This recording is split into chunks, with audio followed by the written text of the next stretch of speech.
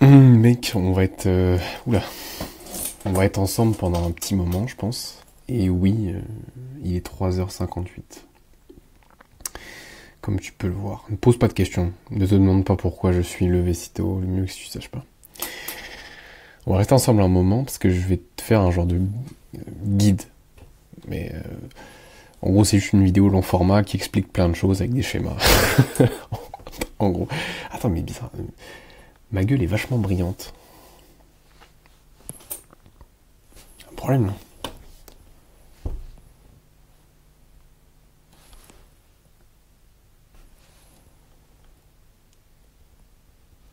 Ouais, bref, bon. Comment être plus présent dans les situations sociales? C'est exactement ce qu'on va traiter aujourd'hui. Je pense que tu sauras beaucoup de choses et à mon avis, l'essentiel, c'est pas compliqué. C'est juste des choses auxquelles tu penses pas, des choses que tu sais pas. En gros. Faut déjà que tu comprennes que être présent, c'est exactement l'inverse de overthink. Et en gros, overthink, c'est quand tu vois, quand t'es dans une situation sociale, t'as plein de pensées. Genre, tu réfléchis à ce que tu dois dire. Et tu dis, ah, mais est-ce que si ça c'est bien? Est-ce que j'ai le droit de parler? Est-ce que j'ai le droit de faire cette remarque? Est-ce que j'ai le droit de faire cette blague? Est-ce que cette blague va être drôle ou pas? T'es pas vraiment spontané. En fait, t'es pas présent, t'es pas vraiment là. T'es dans ta tête. T'es dans tes pensées. T'es autre part, tu vois. T'es pas vraiment là. T'es dans tes pensées.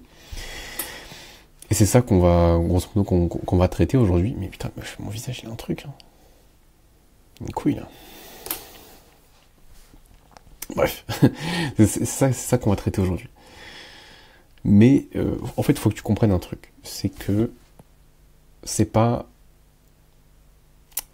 En gros, c'est binaire, mais c'est pas tout blanc ou tout noir. Genre, c'est pas tu es présent ou tu overthink. C'est, en gros, voilà, c'est pas ça. C'est pas présent ou overthink. Il y a présent, il y a overthink, et il y a plein de nuances entre les deux. Tu vois? Plus t'es proche de présent, bah, plus t'es présent, tu vois. Et vois ça un peu... Le mec, logique. Vois ça un peu comme des nuances, en fait. Là, t'as noir, là, t'as blanc, et t'as des nuances de gris entre les deux. Ok? Et ben, vois ça exactement pareil. Ok? C'est exactement la même chose. Voilà. C'est tout. C'est tout. Donc, comment est causé l'overthink? Donc, en gros, si juste on récapitule, c'est pourquoi ton cerveau est dans l'incapacité de rester présent dans le moment, de rester focus sur le truc, entre guillemets, tu vois. Pourquoi ton cerveau est dans l'incapacité de ne pas être dans ses pensées. Ok? La première chose, c'est qu'il y a trop d'enjeux. Il y a beaucoup trop d'enjeux dans la situation sociale que tu représentes. Qu'est-ce que ça veut dire, trop d'enjeux? Parce que, enjeux, oui, bon d'accord, dans un entretien, par exemple, il peut y avoir beaucoup d'enjeux, mais tu overthink pas. En gros, beaucoup d'enjeux, ça veut dire que la situation, pas si tu veux, la nature même de la situation, mais plus juste le fait que ce soit une situation sociale. Pour toi, t'as trop à perdre ou t'as trop à gagner. Et en gros, je vais t'expliquer pourquoi. Pour te donner un exemple, imagine que tu vois une fille par mois. Tu vois une meuf tous les mois. Une seule. Quand tu la vois, il y a beaucoup d'enjeux. Il y a un seul date. Tu vois, un seul. Pas un de plus, ok? Il y a beaucoup d'enjeux. Ok? Alors que si tu vois 10 meufs par mois, si tu fais 10 dates, donc un tous les 3 jours au lieu de un tous les 30 jours, il y a très peu d'enjeux à chaque date. Parce que tu sais que tu en auras un très vite, tu vois. Il faut que tu vois, en fait, l'enjeu comme ça, en fait. Plus tu as d'enjeux, plus tu as à perdre et à gagner de cette interaction sociale, tu vois. Donc, ça, c'est un des facteurs qui fait que tu rentres dans ta tête, parce que il y a trop d'enjeux, tu te poses trop de questions, tu réfléchis plus que ce que tu ne devrais, et tu n'arrives pas à être spontané. Okay. Et c'est juste, en fait, au final, et ça vient gâcher le truc, hein, parce que comme t'es pas présent, souvent tu dis des bêtises, souvent t'es un peu gênant, t'es maladroit, et tu fais des flops, en fait. Voilà. C'est qu'il y a trop d'enjeux. Et on verra après comment faire en sorte qu'il y ait de moins en moins d'enjeux. Mais t'as déjà, juste avec ça, compris. Mais je vais te le réexpliquer après. Ok. Ok. Deuxième chose, t'as un manque de compétences. Objectivement, tu n'es pas compétent.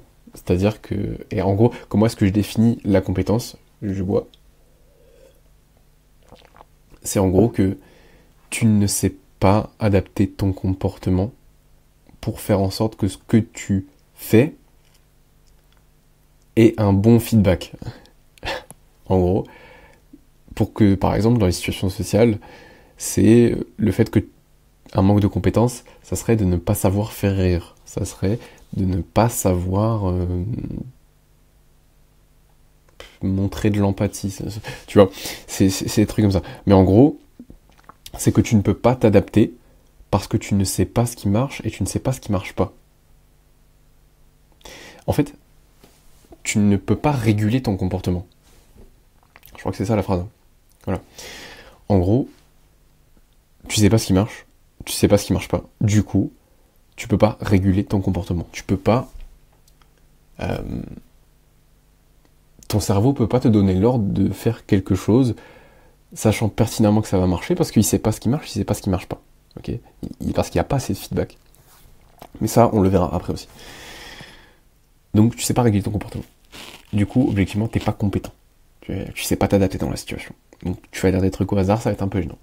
Et c'est tout con, mais troisième truc, c'est que t'as un manque d'habitude. C'est-à-dire que tu sociabilises pas beaucoup.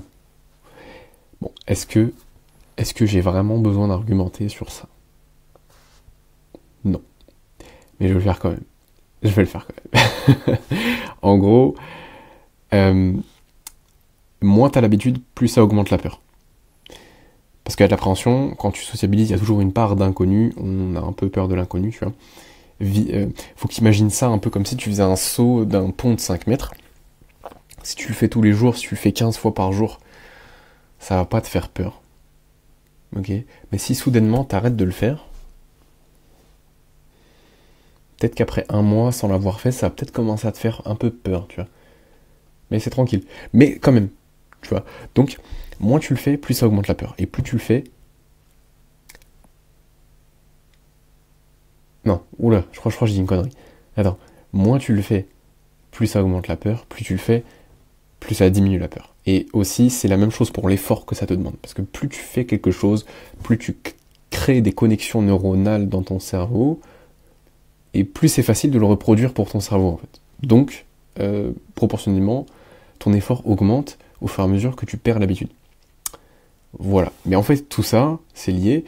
C'est juste, ça augmente la friction. Pour prendre l'habitude, en fait. Pour avoir l'habitude. Et ce qui est con, c'est que, du coup, bah, ça augmente aussi ta probabilité de ne pas passer à l'action. Plus il y a de friction, plus ça te demande d'effort. Donc ça augmente ta probabilité de ne pas passer à l'action. Aussi parce que tu as un mauvais retour sur investissement. Plus ça te demande d'effort pour un même résultat, moins le retour sur investissement est bon. Voilà. Si mettons, tu fais 10 interactions sociales dans ta journée, ça te demande beaucoup d'efforts, tu vois. Et sur ces 10 interactions, il y en a 5 qui se passent bien. Ok? Donc tu as un retour sur investissement de 5 bonnes interactions sur 10.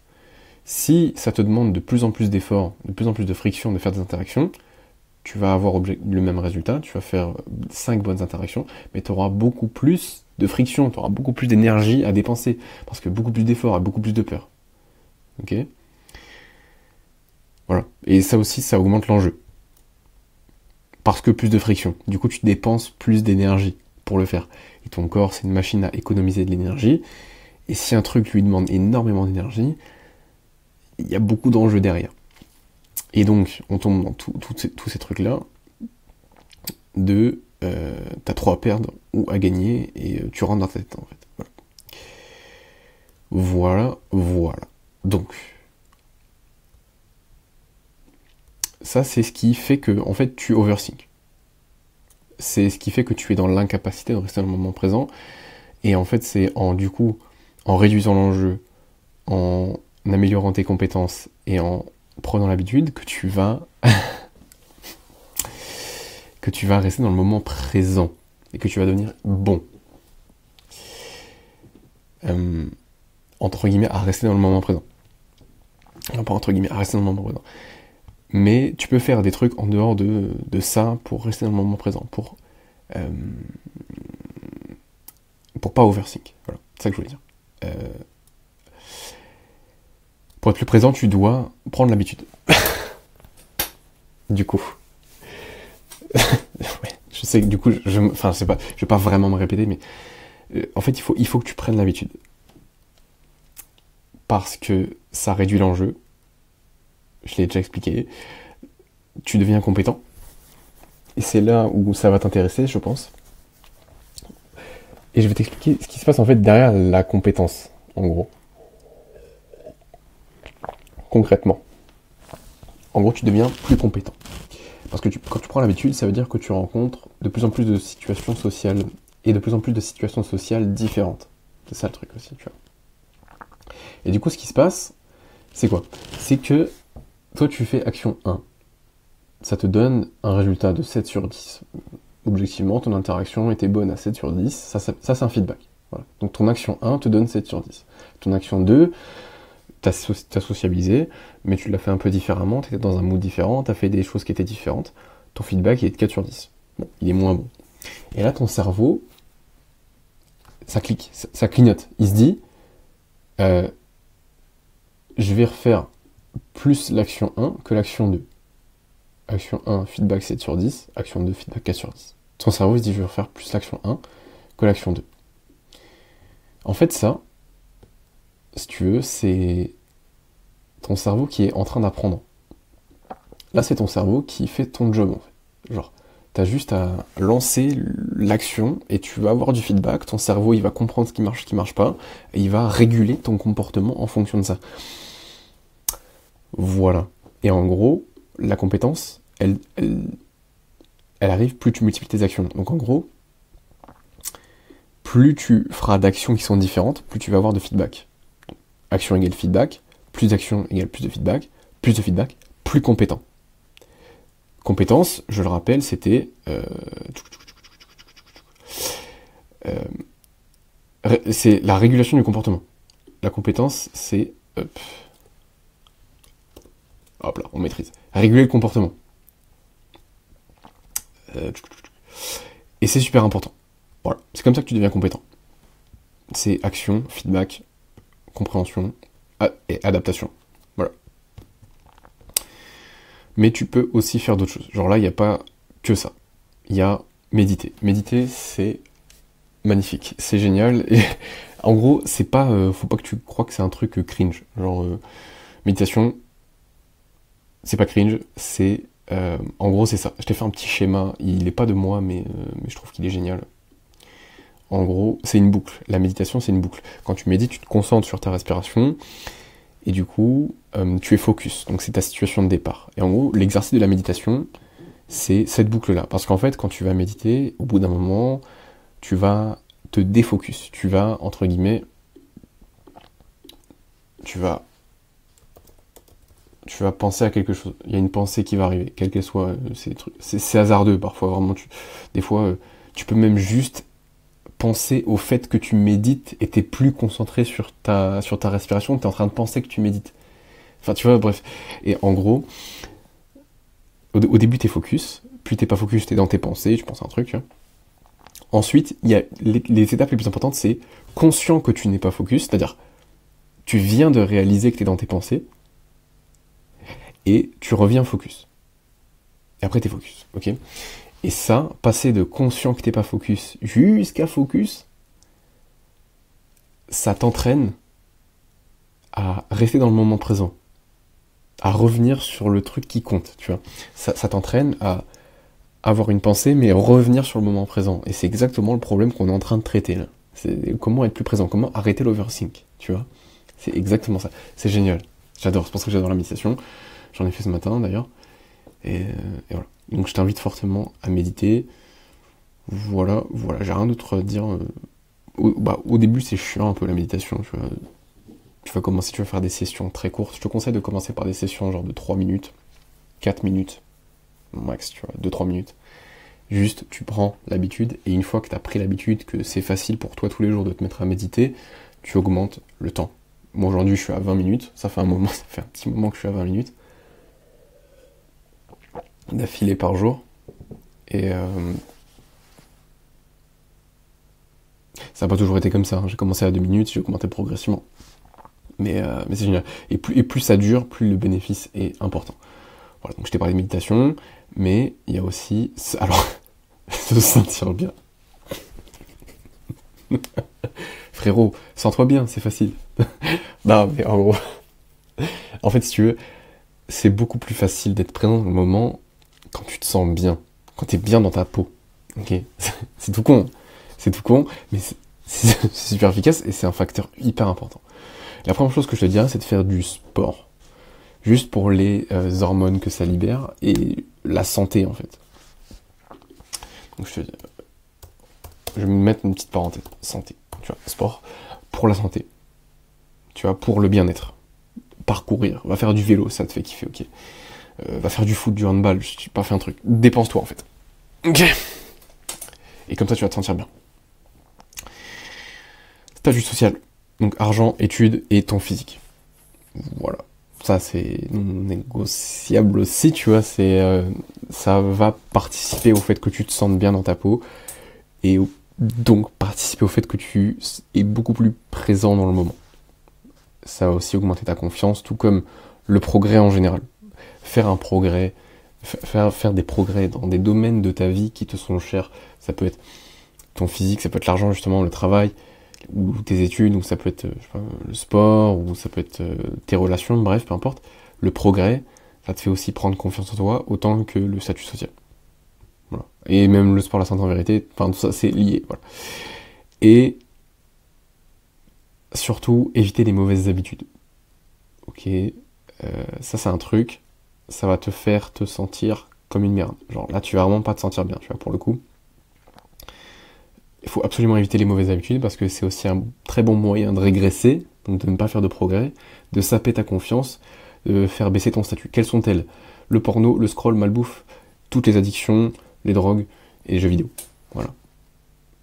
Il n'y a pas de débat, je sais qu'il y en a qui vont vouloir débattre sur les jeux vidéo, je sais qu'il y en a qui vont vouloir débattre sur le scroll, sur le porno, la malbouffe, bref. Ne vous trouvez pas d'excuses, ne te trouve pas d'excuses. Tu sais que c'est pas hyper bon pour toi. Je pense que j'ai pas besoin d'argumenter. Je vais pas le faire, ça prendrait 1 heure de toute façon. Voilà. 3e point, le contraste. Et je crois qu'on est sur la fin de la vidéo déjà. Putain, tu vois, j'aurais pensé que ça aurait été plus long. En gros, pour être plus présent, il va falloir que tu te serves de l'effet de contraste. Mais ça, c'est une stratégie court terme. Mais que tu peux appliquer tous les jours, en fait, pour qu'elle soit long terme. Mais du coup, il faut faire ça tous les jours. Utiliser le contraste tous les jours. En gros, bon, je l'ai dit, c'est court terme, mais ça veut dire juste, en gros, faire quelque chose de difficile. C'est tout con. C'est con. Mais faire quelque chose de difficile avant de sociabiliser, ça te demande moins d'efforts, ça te fait moins peur, donc il y a moins d'enjeux. Donc tu vas moins rentrer dans ta tête. En gros, je vais donner un exemple. Imagine que sociabiliser, genre ça c'est ton échelle de difficulté. Tu vois, donc ça c'est le niveau 0. Je sais pas si je peux... Ah putain, je peux pas. Imagine que ça c'est le niveau, hop, 0. Et ça c'est le niveau, je sais pas, 10. Ouais, je suis pas très fort en dessin, tu vois. Et sociabiliser, c'est 1, 2, 3. Tu vois, genre du coup c'est niveau, hop, 3. Ça c'est niveau, hop, 5. Voilà, c'est hypothétique. En fait, si sociabiliser pour toi c'est niveau 3 en termes de difficulté, courir 15 km juste avant de sociabiliser, hop, voilà, ça va te faire paraître en contraste sociabiliser moins difficile. Ça va te demander beaucoup moins d'efforts en contraste. Et vraiment, ça va te demander moins d'efforts parce que tu viens de faire un truc super dur. Genre, ton cerveau s'adapte très bien. Et moins d'efforts, aussi moins peur, donc moins d'enjeux. Est-ce que... Ah merde, ah putain, ah, je suis con. Allez, vas-y, tu peux y arriver. Moins d'enjeux, vas-y. Ah, je commence à apprendre. Du coup, moins d'enjeux. Du coup, t'es plus présent. Juste parce que t'as fait un truc difficile. En contraste. Et que tu utilises l'effet de contraste. Ok? Autre exemple. Si tu... regarde. Si tu sociabilisais... Oh, putain. Ah, là, je suis pas hyper fluide. Là. Sociabiliser avec une inconnue, c'est un peu plus difficile, à mon avis, que sociabiliser avec, je sais pas, avec une fille de ta classe ou de ton taf. Ok. Et comme sociabiliser avec une totale inconnue, c'est peut-être ici, niveau difficulté, et que sociabiliser avec une fille de ta classe, juste qui te plaît, peut-être un peu en dessous, tu vois. Et ben, si tu fais ça avant ça, ça va te paraître plus facile. Et du coup, il y aura moins d'enjeux. Et du coup, tu vas moins overthink. Tu vas être plus présent, plus spontané. Parce que là, en gros, pour te dire, ce qui se passe, c'est que, je vais te faire un petit truc, c'est que quand t'es pas présent, quand t'es dans tes pensées, que tu overthink, ce qui se passe, c'est que tu ne crées pas de connexion avec la personne, parce que t'es dans tes pensées, tu vois. Pourquoi ? Parce que, hop, t'es pas spontané. Et comme t'es pas spontané, bah... déjà, ça se voit que t'es pas spontané. Du coup, t'es moins drôle, objectivement.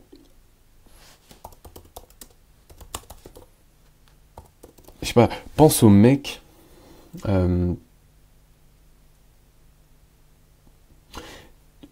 le mec un peu, peut-être timide, de ta classe ou de ton taf. Tu vois, quand il essaye de faire rire, quand il essaye de dire quelque chose de drôle, c'est pas drôle. Parce que c'est lui. Parce qu'il est pas spontané. Ok.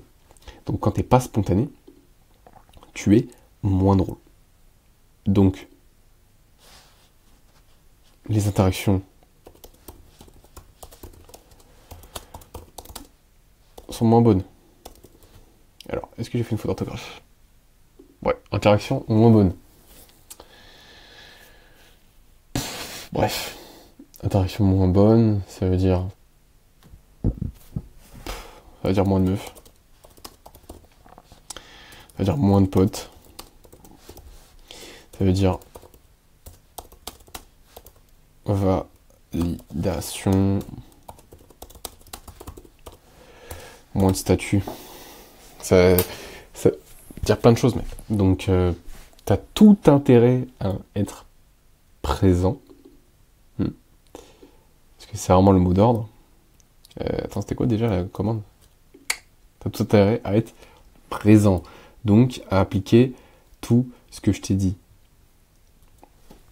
Ça veut dire prendre l'habitude de sociabiliser, littéralement, en fait, aller te bouger le cul, ça veut dire méditer, ça veut dire faire des choses pour te sentir bien, utiliser l'effet de contraste. Ok ?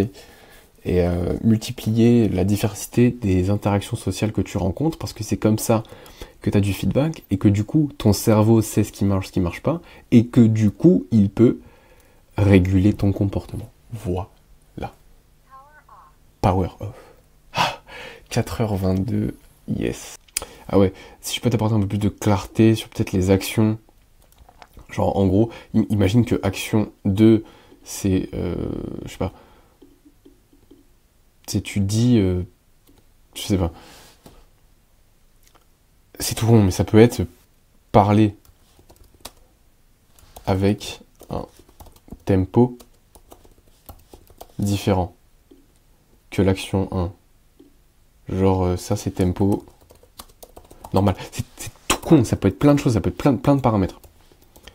Genre, tempo normal, t'as un meilleur feedback que un tempo différent, qui serait par exemple plus lent ou plus rapide.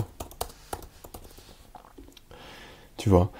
Et c'est pas que le tempo, genre ça peut être aussi par exemple, ça peut être une modification sur le, le type de vocabulaire.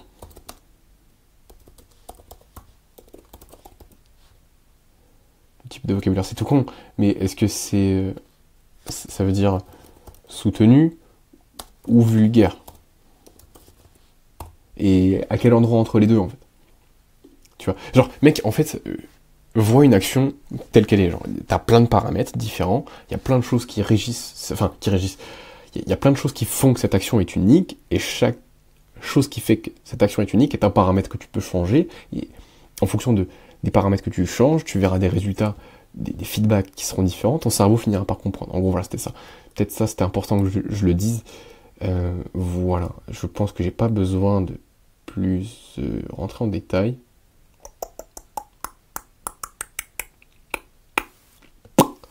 Ouais, c'est bon, c'est good.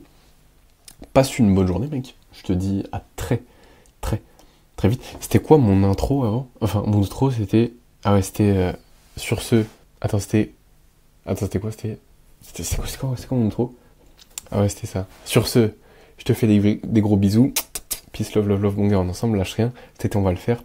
N'oublie pas que le meilleur moment pour faire les choses, c'est maintenant. Et je te dis à très vite pour une prochaine. C'était ça, mon outro, je la faisais tout le temps. Je disais tout le temps ça. Ah, j'ai pas oublié. Je pensais que je l'avais oublié. Non, j'ai pas oublié. Incroyable. Bref. Allez, bisous. Les mecs.